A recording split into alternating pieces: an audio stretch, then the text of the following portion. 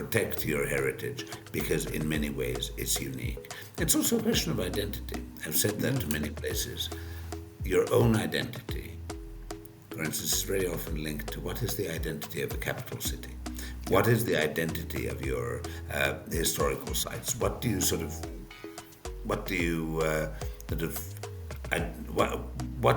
do you connect to it? Sometimes it's difficult, and in the case of many African countries, it will be difficult because you do have a history of colonial rule, and some of the cultural heritage comes from different layers of foreign involvement. And the question is, how do you embrace the positive issues in terms of architecture and others, and have a very honest discussion on what was not okay? Hi everyone, welcome back to the Social Hotelier podcast with me, Sam-Erik.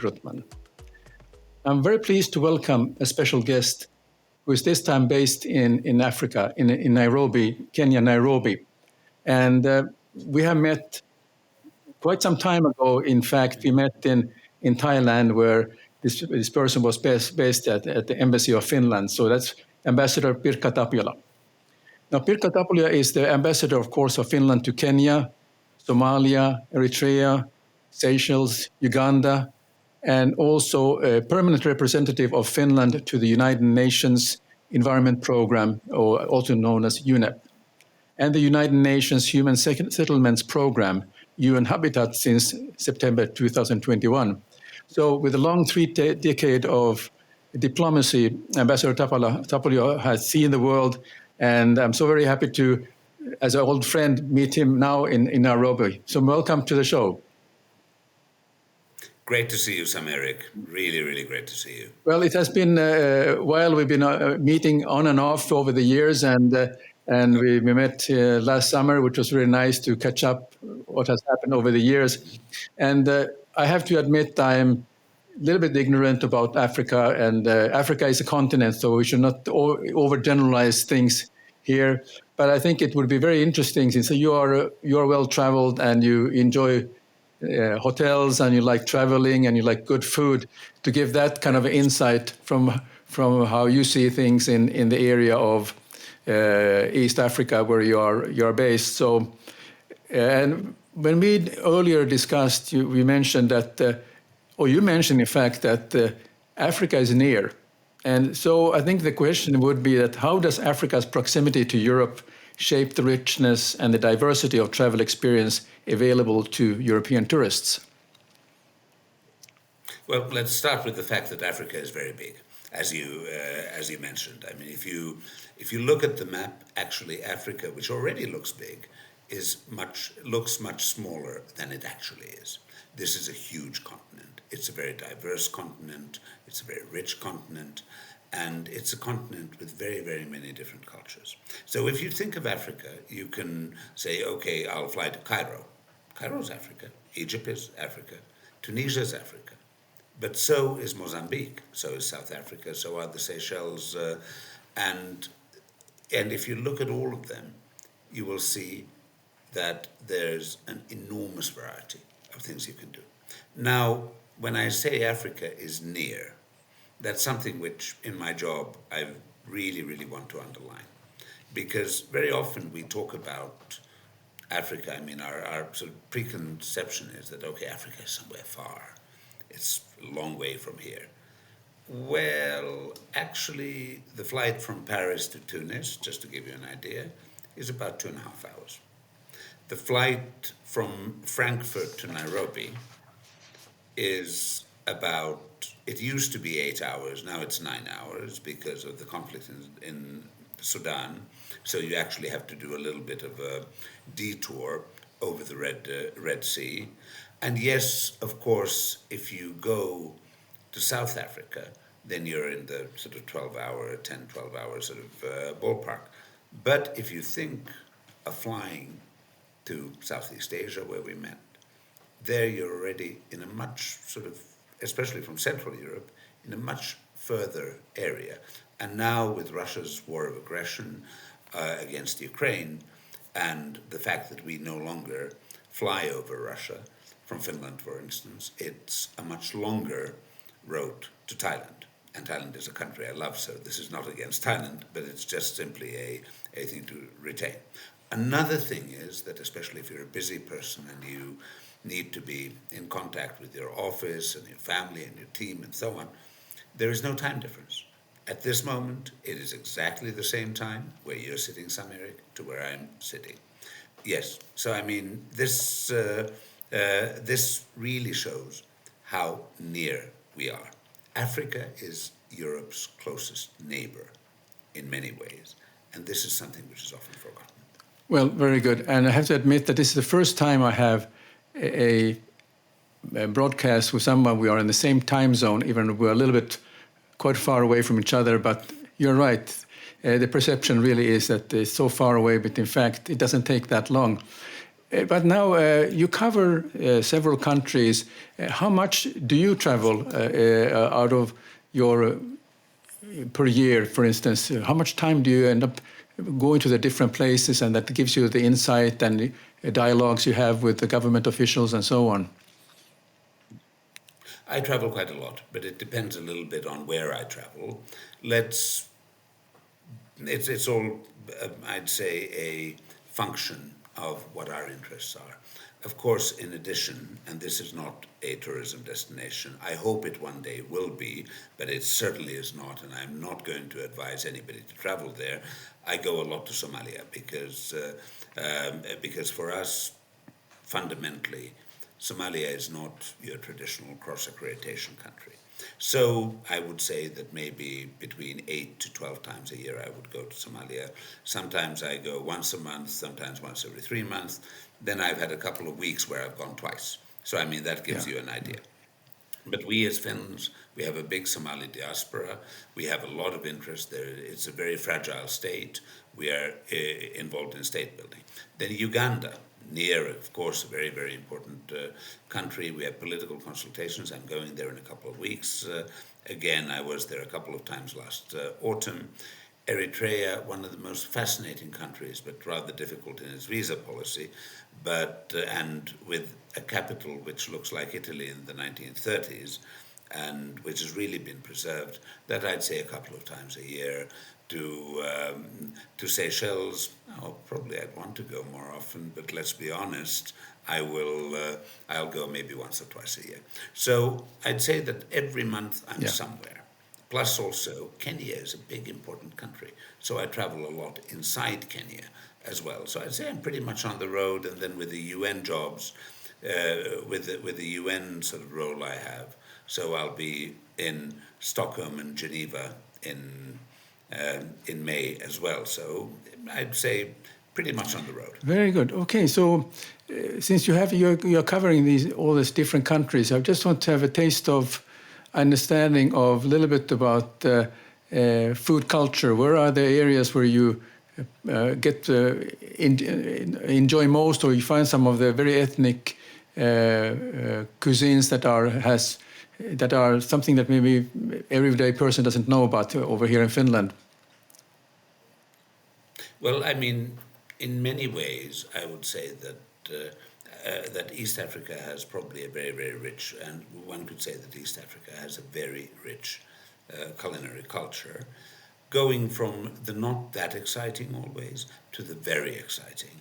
And especially if you look at the Swahili coast, the coast which has influences at one stage from Portugal, but mainly from Oman, from South Asia as well, and you look at the Swahili cuisine, which is has hints of Arabic, has hints of mainstream African, has hints of Indian, with curries, with sort of chapatis. Chapatis are very common here. So that there you see that you really have a very, very rich culinary culture. Kenyans, by and large, are very carnivore. So I would say that you can get good vegetarian food, but this is a very carnivore society. Then you go a little bit to what I'd call the pasta belt, Africa's pasta belt, and there you see the Italian influence in Eritrea, a little bit in Somalia as well, where you have a certain traditional love of Italian food, especially Eritrea here. And then probably you will change planes in Ethiopia, which I don't cover, but which is an old empire, and Ethiopian cuisine with its spices, with its injera, with it, is really fabulous. So you really have just here a very, very rich palate. And of course, you have a lot of international food. And surprisingly, what really, really surprises me is that Asian fusion is very, very popular, especially here in Nairobi. And some of the best restaurants in town have Asian influences. There is, for instance, one which is a mixture between Japanese, Pan-Asian, and Peruvian, which is really, really quite exciting. Where you sort of get everything from excellent ceviche to sort of good duck, to good prawns, to sushi, which of course is food of fashion approximately everywhere. So I mean, you have a very rich palate, and it is a very vibrant. Yeah, that's very interesting. I mean, that's something that's new to me. That this fusion aspect of cuisine, or getting sort of the Peruvian aspect, or Japanese, if you will. It's certainly not indigenous, but I've just Yeah. noticed that for some funny reason, Nairobi has quite a good amount of interesting fusion restaurants. That's very nice.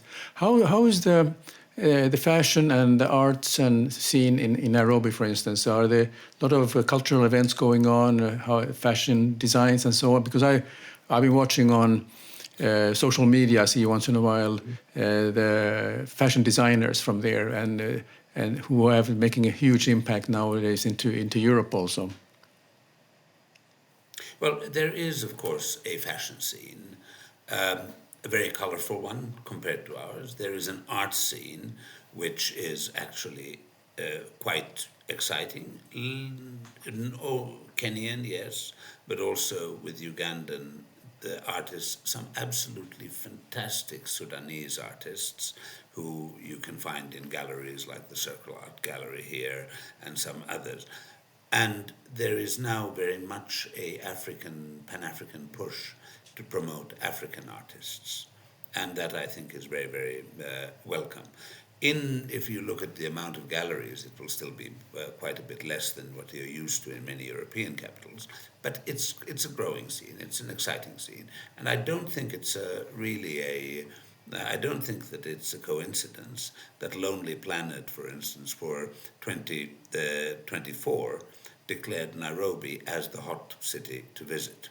Very interesting. Yeah, I can see that because I can see that there are travelers who, yes, maybe they want to go to the safari for the once in a lifetime, and of course, how many times do you like to see the lion? Maybe at least once, but maybe there's some other things that you will enjoy. So that's where I was thinking what interests our viewers is, of course, the other part of that. What is a good reason to come? Usually, you go for a good experience, art, cultural, and the culinary experience, and you very nicely pointed out that there's, even if you just come for that reason, because some people enjoy actually urban holidays.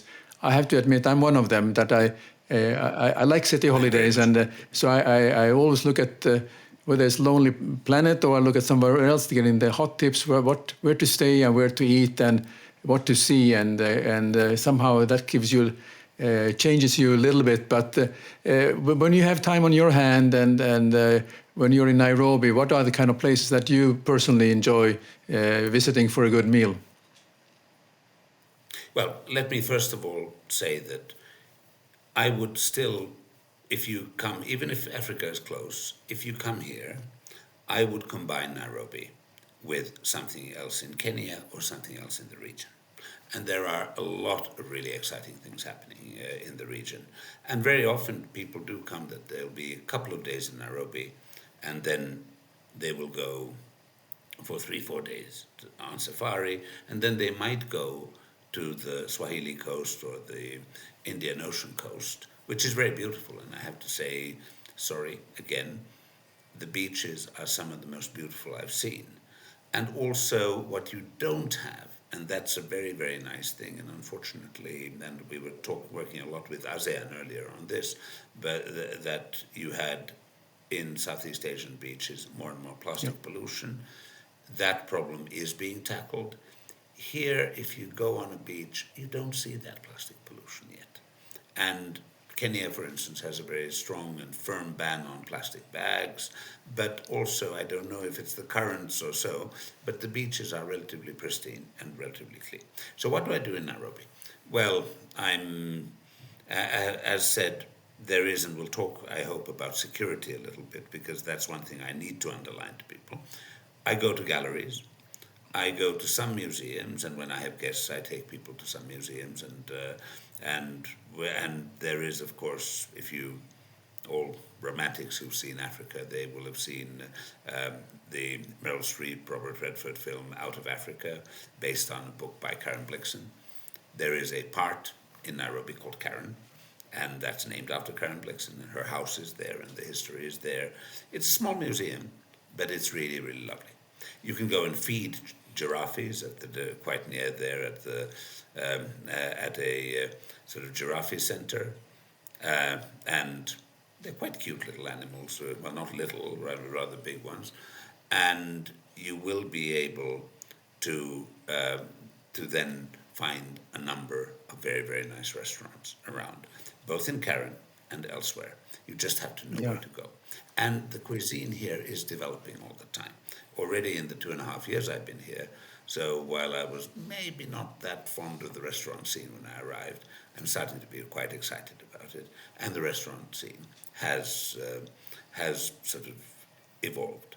In terms of hotels, you have new and new hotel rooms being built all the time. New 5-star hotels opening. There's a new Hilton Curio Collection place which has African influences just around the corner from where I live. You have a JW Marriott opening. You have had a Kempinski for a long time. And then there are some boutique hotels around Karen again and so on. So, I mean, the choice is getting bigger and bigger, which means also that the prices are getting a little bit more reasonable. And very often, the bigger chains, they will also have a safari lodge attached. Yes. One thing which you should always remember about Nairobi is that this is the only city in the world which, even if you wouldn't be such a nature sort of tourist, note the lines behind me, you do have the Nairobi National Park. So actually, on the territory of the capital city, you have a huge national park. You have everything but elephants.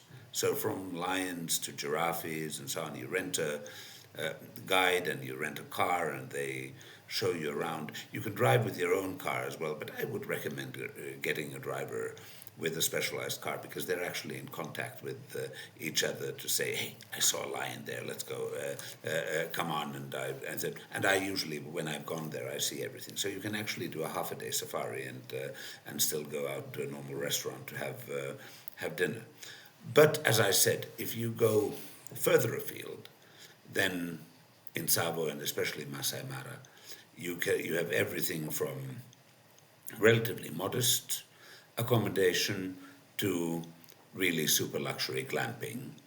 I've done that as well, which is sort of quite nice, and the cuisines are very good. And some say that the best hotels in Kenya will be there. And then, as I said, you have the beach, where I was just 2 weeks ago, 1.5 weeks ago, spending a weekend with my daughter who's visiting, and I have to say, the Serena near Mombasa was excellent, and it was really, really nice to just be by the sea. So, I mean, the variety is there.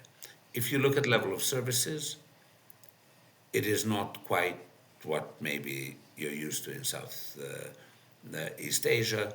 That I have to admit, it's not what you're used to in the Gulf, but you have a lot of charming places and you can have a great holiday. And if you go, for instance, near Mombasa, then you have a lot of the Portuguese and Omani history and so on. And then, of course, you can fly to neighboring Tanzania, again, not my country, one of my countries, and go to Zanzibar, which has a fantastically interesting history, and you can do either beach or historical tourism. So I mean, There's a lot of variety. Yes, I mean, I would say that I've been looking at the glamping scene overall, and I would say that when I had a friend of mine who we discussed over a podcast about sort of intense 2 or 3 day luxury experiences that you can have when you are in Kenya or wherever you go. I mean, these are becoming actually the most expensive per night experience that you can imagine. There's nothing less than 5,000 US per night that you have to expect. Well, of course, it's all the full board. There's obviously the security, but it's a very refined and detailed and intense experience that you can have for a few days, and those are still very, very popular. But I think it is not for everyone, so that's why I'm interested always at. Those are really those once in Yeah. a lifetime things. And remember that in addition to that, you still have the park fees and you have the conservancy fees and so on and so forth. Of course, we're a bit lucky living here because if you're a resident, when I mentioned glamping and civil servants, so I have to underline that if you are a resident, you do often get much better deals. But that's basically for the rooms which the rich and shameless visiting did not sort of book ahead of time. I understand. So let's touch a little bit on, to get that off our discussion about the safety concerns, because of course this is a topic that concerns everyone who travels. That how do safety concerns impact European perception of traveling to Africa, and what is being done really to ensure that the travelers have a safe visit? I think the responsibility, of course, is on the travelers by themselves, that they don't do silly things. But maybe you can. What are your thoughts, and maybe you can give some little bit of tips what to do and what to not to do when they're visiting. Well, I'll start by saying don't do anything stupid. I mean, it is. Kenya, for instance, is a country with a median age of 19. And that means that 1 million young people come to the labor market every year. And even the president has admitted that at this moment only 200,000 will get sort of regulated legal employment. So you have a lot of people who are trying to make ends meet. They're hustling. They have their lives are not that easy. And that, of course, will lead to a certain amount of street crime, pickpocketing, robberies, so on and so forth. And if you are a European, you do tend to, and any Kenyan will tell you this, you unfortunately do tend to stand out. And if you're standing on the street and you take your mobile phone and here you are sort of looking at it and so on, you will not have that mobile phone for very long. I'll just say that very open. You won't have it. I mean, it's clear. You may have somebody pointing some kind of an arm. You may have a motorbike just coming and grabbing it from your hand.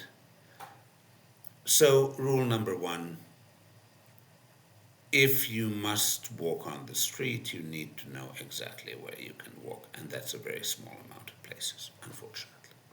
If you are with a local friend and so on, it's probably going to be a little bit easier, but it's still something I wouldn't advise.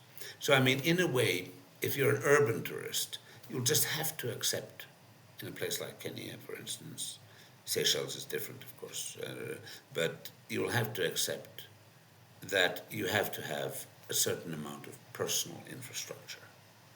And that means you have a car, an Uber, or a car and a driver, an Uber, or a organized tour, and you're taken from one place to another. A taxi. Taxis, well, no, I would say Ubers rather, because we have, for instance, security. The embassy's view is that Ubers are safe here.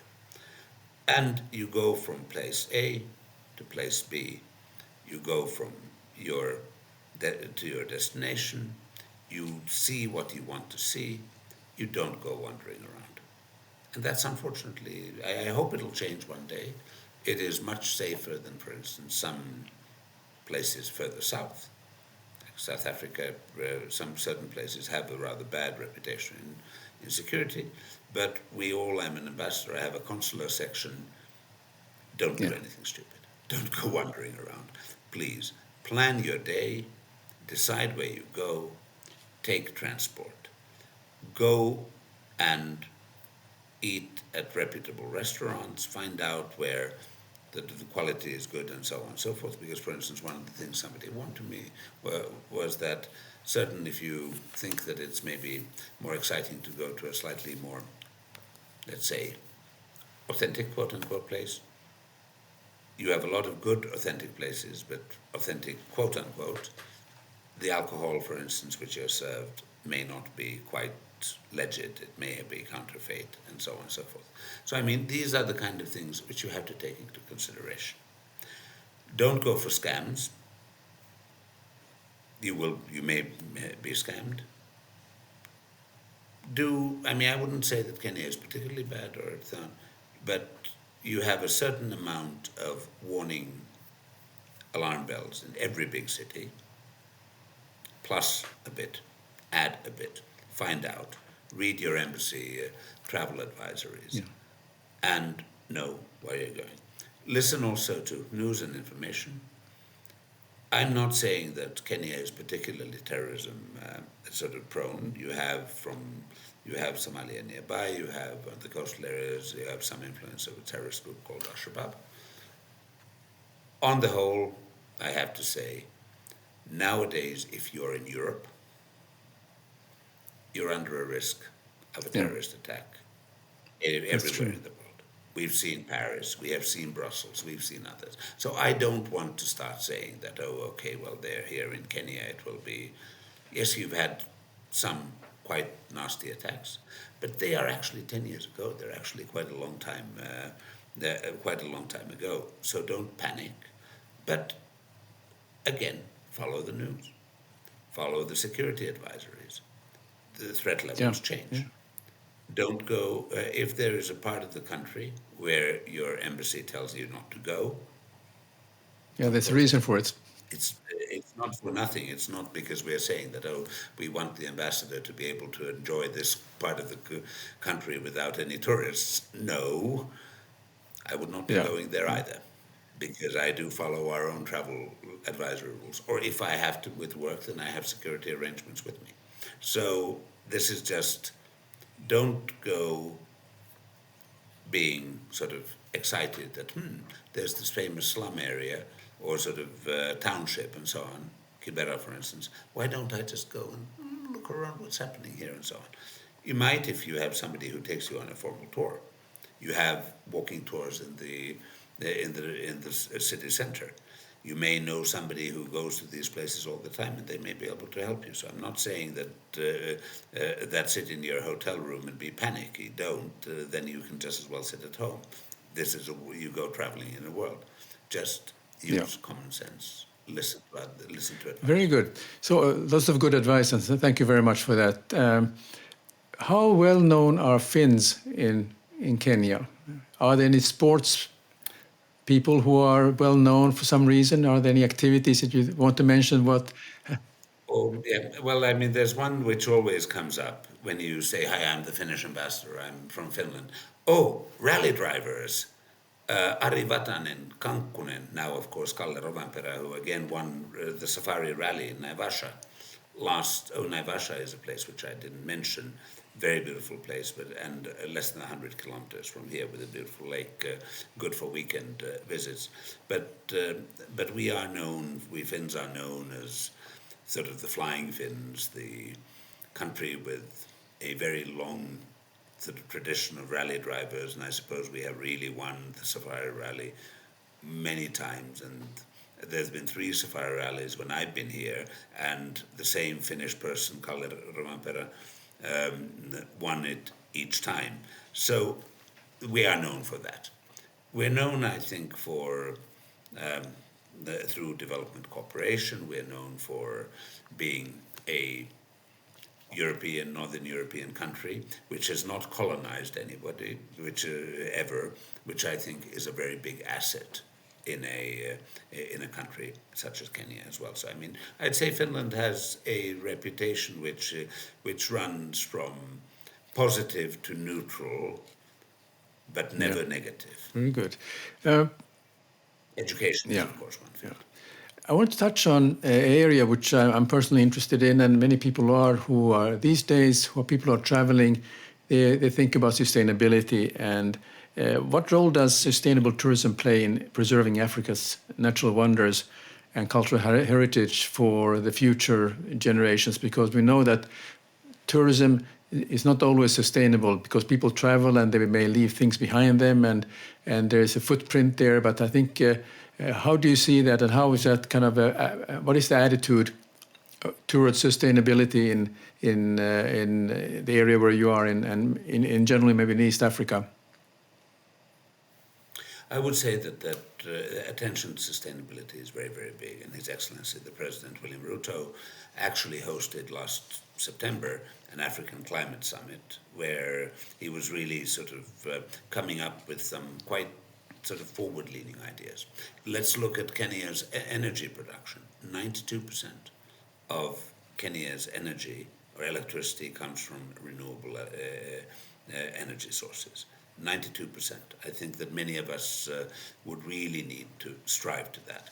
You have certain problems with the distribution in terms of the distribution network, but that's really wonderful. From wind to solar to geothermal, which is very, very big here. But you see more and more hotels, more safari camps especially. I mean, if you're in the middle of somewhere there, sustainability becomes a big thing. Not only does it become something which you do ideologically, which many do, and there are safari camps which are completely sustainable, but it also makes some sense. Now, we're here nearly at the equator. Now, you may think that I'm in a very hot climate. I'm not actually, because Nairobi, the coast is hot, but Nairobi is about 1.8 kilometers from sea level. So it's got one of the most wonderful climates in the world. It's never too hot, it's never too cold. This is pretty wonderful. But there is sun. There's a lot of sun. So, for instance, you see more and more safari camps, which will run on solar energy, batteries to maintain that solar energy. And it's, of course, a question of sustainability, and it's a great marketing issue as well. But it's also what's easier. Bring loads of diesel, put sort of long electricity connections, or try to be off-grid and do it yourself. I mean, so you will see a very strong fundamental sort of push towards sustainability. Now, Kenya has also been in sort of the forefront in really trying to be a partner for us, because in many cases, many countries on this continent will say, now this is unfair. You, the West, the industrialized world, you polluted, and now you want us to be sustainable. I think there's a big truth in that as well.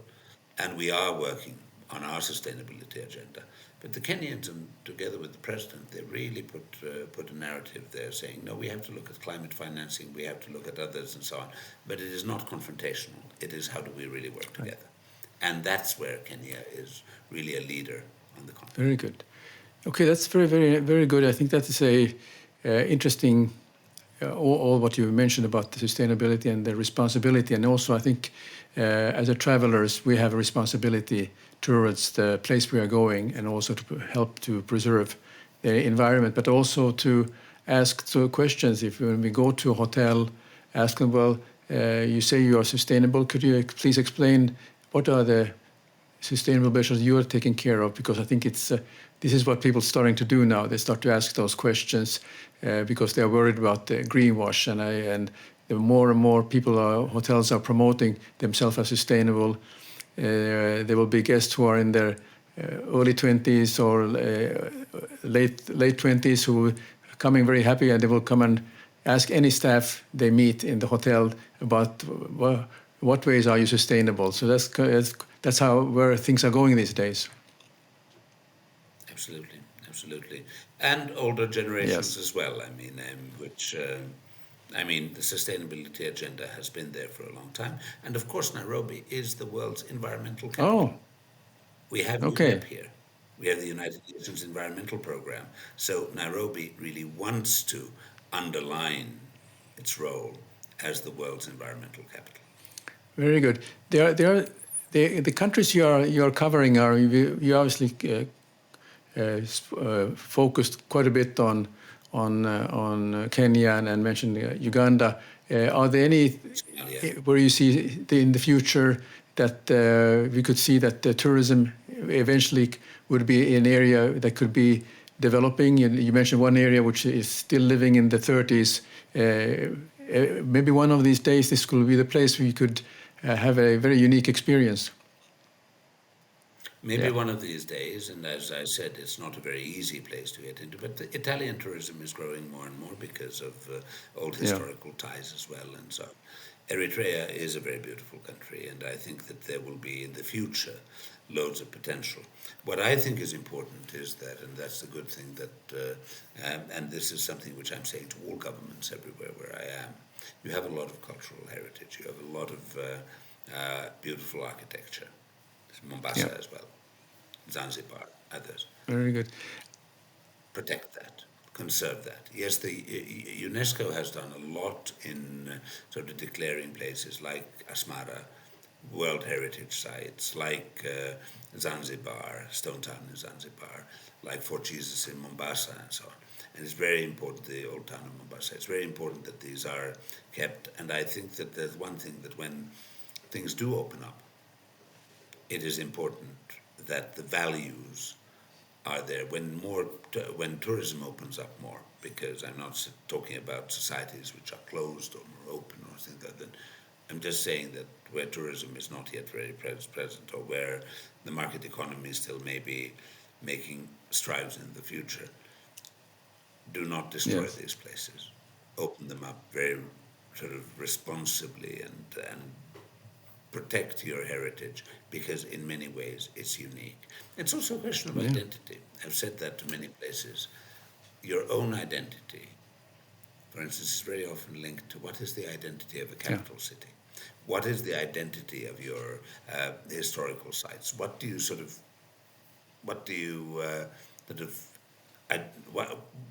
How do you connect to it?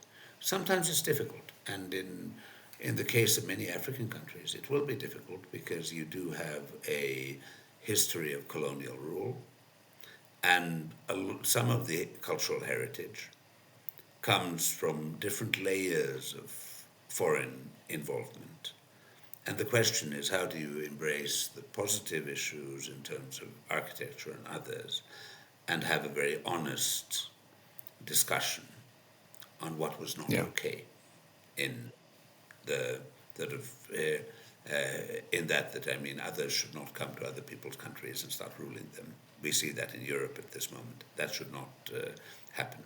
We need to respect respect local cultures and local history, and at the same time, you have some of this sort of cultural heritage which actually comes as a result of colonialism. How do you find the right balance in approaching that?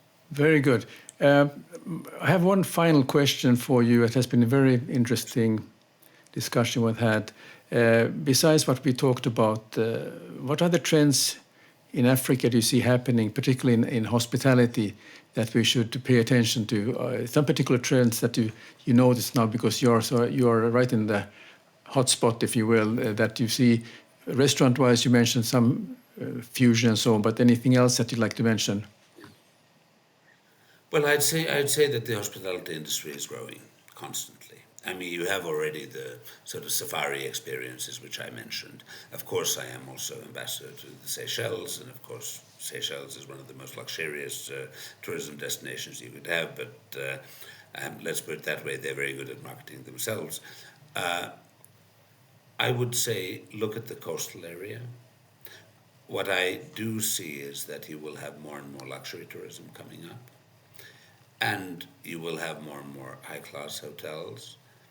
And I don't foresee, however, a big sort of outburst of, how should I say, mass tourism. here as well. So I do hope, and I see that that is the case, but I do hope, for the sake of the sustainability we talked about, is that from one side you need to have tourism which is accessible to people from Europe and others. At the same time, you need to have tourism which is of a bit more high class and which sort of does not overrun the places where you are. And I'd say that trend will be there, that I think that you will see that you will have a upgrading of many tourism facilities, and some of it needed. You will have more flight connections, I believe, also directly to the coast in Mombasa. And hopefully the sort of high quality tourism will not just be there in the game reserves and in the Masai Mara, but will start also being in different places. There are so many beautiful places here, but at the same time, let's hope it won't be overpopulated either, because both you and I have seen what happens when tourism becomes too mass. Thanks very much for joining this discussion with my friend Ambassador Pirkka Tapiola. We discussed the proximity of Europe to Africa and how it shapes the travel experience for European tourists. Well, Pirkka highlighted the diversity and richness of the Africa, emphasizing that it's not a monolithic continent. He also shared his insights on the food culture in East Africa, the fashion art scene in Nairobi, and the importance of sustainable tourism in preserving Africa's natural wonders and cultural heritage. But also, he provided some excellent tips on safety for travelers and discussed the future trends in the hospitality industry in Africa.